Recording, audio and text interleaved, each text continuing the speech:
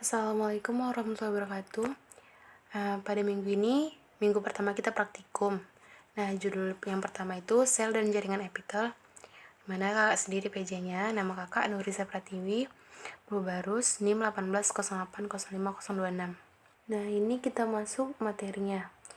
Pertama, apa sih itu sel? Sel merupakan unit struktural, fungsional, hereditas terkecil dari penyusun tubuh makhluk hidup. Penemu sel itu Robert Hooke pada tahun 1665 berkebangsaan Inggris. Jaringan itu sekumpulan sel yang memiliki fungsi dan struktur yang sama yang mengalami spesialisasi untuk menjalankan suatu fungsi tertentu. Masuk ke jaringan dasar manusia. Pertama tuh ada jaringan epitelium. Jaringan epitelium ini merupakan jaringan yang tersusun dari sel-sel yang sama dan keadaan rapat satu dengan lainnya. Kemudian ada jaringan ikat. Jaringan ikat penyangga tubuh dan organ tubuh serta menyatukan jaringan-jaringan satu dengan yang lainnya. Kemudian ada jaringan otot. Jaringan otot ini adalah jaringan tubuh yang tersusun dari banyak dinding organ yang berongga dan berpembuluh. Kemudian ada jaringan saraf. Jaringan saraf ini merupakan jaringan yang mengalami spesialisasi untuk menerima stimulus dan menghantarkan impuls ke seluruh bagian tubuh. Kemudian kita masuk ke ciri-ciri jaringan epitel. Yang pertama itu selnya tersusun rapat. Yang kedua, susunannya selapis atau banyak lapis. Kemudian yang ketiga, selalu ada permukaan bebasnya. Selalu duduk pada membran basalis. Sel-selnya cepat membelah. Dan kemudian matriks sedikit atau sama sekali tidak terlihat. Nah, kita masuk ke letak jaringan epitel itu di mana-mana aja. Yang pertama itu ada lapisan luar kulit. Nah, lapisan luar kulit ini itu terdapat pada epitel squamous bertingkat. Kemudian ada pada saluran sistem pencernaan dan respirasi. Kemudian ada pembuluh darah, terletak pada pembuluh darah dan jantung, menyeliputi dinding dan organ dalam tubuh, kelenjar dan organ penginderaan. Fungsi jaringan epitel itu ada beberapa. Yang pertama itu absorpsi gas atau nutrien seperti pada paru-paru. Yang kedua ada transport cairan, mukus, nutrien atau zat partikel lainnya. Lalu yang ketiga ada perlindungan terhadap dehidrasi, trauma, iritasi, mekanik, dan zat toksik.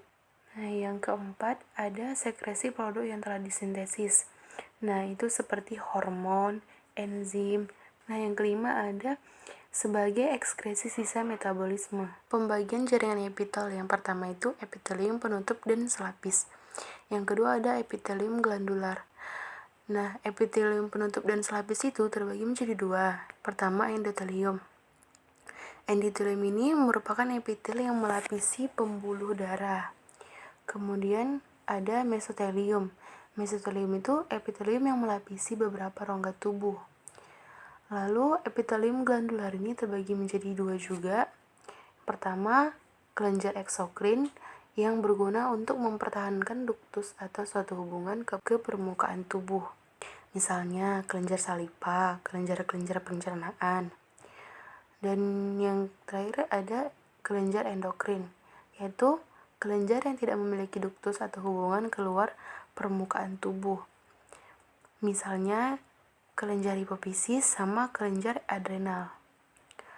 Nah, selanjutnya ini skema jaringan epitel. Jaringan epitel itu terbagi menjadi dua, penutup dan kelenjar, seperti yang sebelumnya dijelaskan. Nah, yang penutup itu terbagi menjadi dua, simple dan stratified.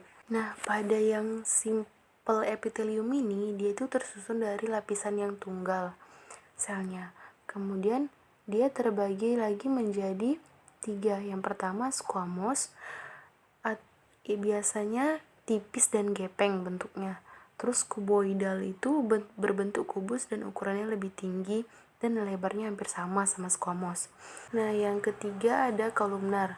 Kolumnar ini dia berukuran lebih panjang dari ukuran lebarnya. Nah, yang kolumnar ini terbagi menjadi 3 lagi. Yang pertama ada ciliated, non-ciliated, dan pseudostratified. Sementara yang stratified ini terbagi menjadi 4. Yang pertama cuboidal, yang kedua kolumnar, yang ketiga squamous, dan yang terakhir ada transitional. Yang squamousnya terbagi menjadi 2, stratified dan non-stratified. Sementara yang kelenjar itu terbagi menjadi 2, endokrin dan eksokrin. Eksokrin ini terbagi lagi menjadi 3, mesokrin, holokrin, dan apokrin.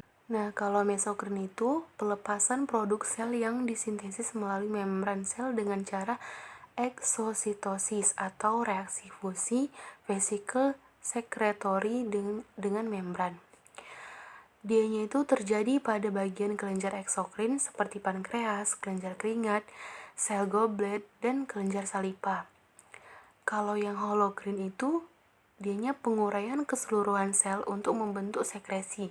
Dianya biasanya terjadi pada kelenjar sebasal kulit. Sementara yang sekresi apokrin itu mengacu pada jenis sekresi yang produknya terakumulasi di dalam permukaan sel dan hanya dapat dilepas dengan pelepasan beberapa sitoplasma apikal sel. Kemudian ada contoh organ pada jaringan epitel. Nah, yang pertama ini simple squamous epithelium. Biasanya terdapat pada pembuluh darah. Simple cuboidal epithelium. Nah, ini biasanya terdapat pada ginjal dan ovarium. Kalau simple columnar epithelium itu biasanya terdapat pada ovum, vesica filia, dan uterus. Stratified squamous epithelium. Ada stratified dan non-stratified juga kan. Nah, yang stratified ini terdapat di epidermis kulit dan telapak kaki. Sementara yang non-stratified ini terdapat di vagina, esophagus, sama di mulut. Stratified cuboidal epithelium. Nah, ini terdapat di saluran keluarnya kelenjar keringat, testis, kelenjar salipa, sama kelenjar minyak. Stratified columnar epithelium. Kalau yang ini dia tuh terdapat pada uretra pria, kelenjar pencernaan, kantung empedu, lambung, dan sekresi enzim. Yang terakhir ada transitional epithelium. Transitional epithelium ini biasanya terdapat pada vesica urinaria, ureter, sama uretra. Nah, selanjutnya kita perhatikan di sini ada video praktikum. Preparat epitel kuboid selapis.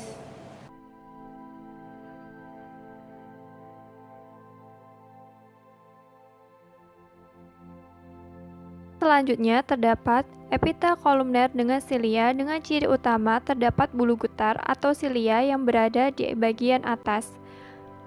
Bentuk sel dari epitel kolumner dengan silia ini memanjang seperti tiang, terdapat sitoplasma yang jernih dengan nukleus berbentuk oval dan di bagian dasar.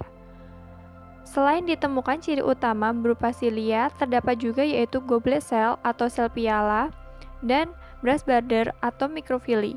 Goblet cell sendiri atau sel piala merupakan sel kelenjar yang berbentuk piala yang menghasilkan lendir, sedangkan brass border atau mikrofili merupakan sel-sel lapisan mukosa yang membentuk pinggiran seperti sikat. Untuk selanjutnya yaitu terdapat jaringan epitel kubus selapis dengan ciri-ciri memiliki susunan selnya yang selapis dan berbentuk kubus. Yang selanjutnya sitoplasmanya berwarna jernih dengan batas antar sel jelas karena adanya jala terminal. Sedangkan untuk inti selnya berbentuk bulat, besar, dan terletak di tengah. Jika dilihat, epitel kubus lapis ini selnya nampak poligonal. Letak dari epitel kubus lapis ini yaitu pada kelenjar keringat, kelenjar air liur, retina mata, dan lensa mata.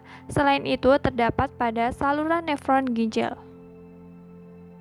Selanjutnya ada jaringan epitel pipis lapis. Epitel pipis lapis ini memiliki bentuk pipih dengan sitoplasma yang jernih. Inti sel pipih terletak di tengah. Epitel pipih selapis ini memiliki bentuk seperti sisik ikan, atau yang sering disebut dengan sel squamous. Epitel pipih selapis terletak di pleura, alveolus paru-paru, kapsul Bowman ginjal, lapisan dalam pembuluh darah, dan limfa. Fungsi dari epitel pipih selapis ini yaitu memudahkan gerakan meremas pada usus, kemudian pelapis bagian dalam rongga dan saluran, kemudian tempat transport aktif oleh pinositosis atau proses minum sel.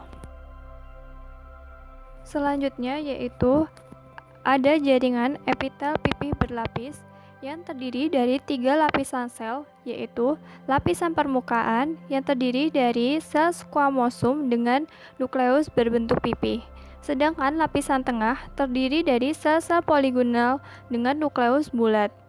Sedangkan yang terakhir yaitu lapisan basal atau lapisan bawah terdiri dari sel-sel kolumner dengan nukleus yang berbentuk oval. Epitel ini memiliki ukuran yang lebih tebal daripada epitel selapis. Walaupun disebut dengan epitel pipih, yang berbentuk pipih hanyalah sel-sel yang terletak pada lapisan permukaan, sedangkan sel-sel yang terletak pada bagian dalam bentuknya berubah-ubah. Jaringan epitel pipih berlapis ini terletak pada esofagus, kulit, dan vagina. Jaringan epitel pipih berlapis ini berfungsi untuk proteksi.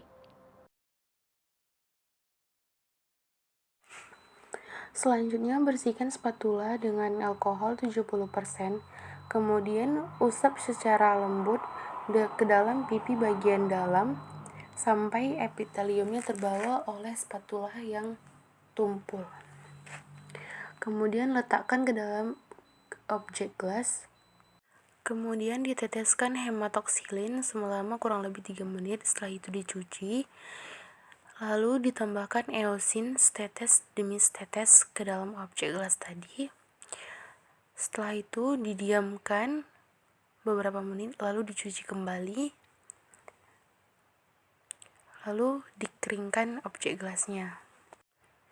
Lalu teteskan setetes impan ke dalam objek gelas tadi. Kemudian tutup dengan cover glass. Setelah itu amati ke mikroskop. Selanjutnya yaitu menurunkan meja preparat, kemudian mengganti lensa objektif ke perbesaran yang lebih lemah yaitu 4x10. Setelah menurunkan lensa objektif, kemudian mengambil preparat, kemudian mematikan cahaya dan menekan tombol off pada mikroskop. Sekian dari saya. Terima kasih. Selamat belajar.